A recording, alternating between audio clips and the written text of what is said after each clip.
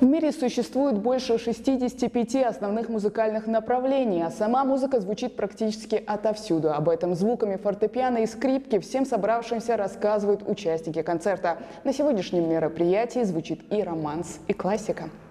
Погружая зрителей в невероятно колоритный мир мелодий самых разных жанров и стилей, задорные ноты сменяют пронзительные композиции Моцарта и Равеля.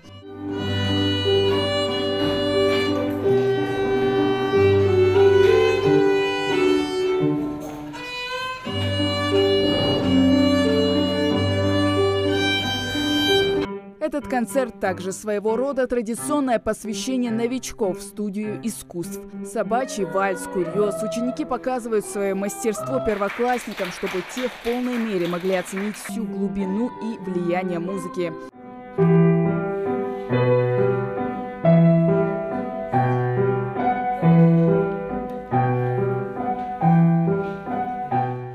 Дина Хидирова сегодня играет на фортепиано и поет. Занимается музыкой с 3 лет, но перед каждым выступлением волнуется, как в первый раз.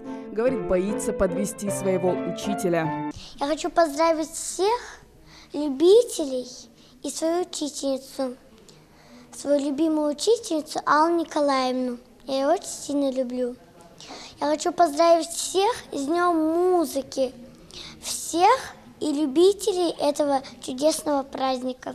И все же больше волнения, чем ученики, испытывает учитель. Педагоги в один голос заявляют, каждое выступление воспитанников для них как собственное. Дети должны показать свой артистизм, свое музыкальное «я» и даже силу воли.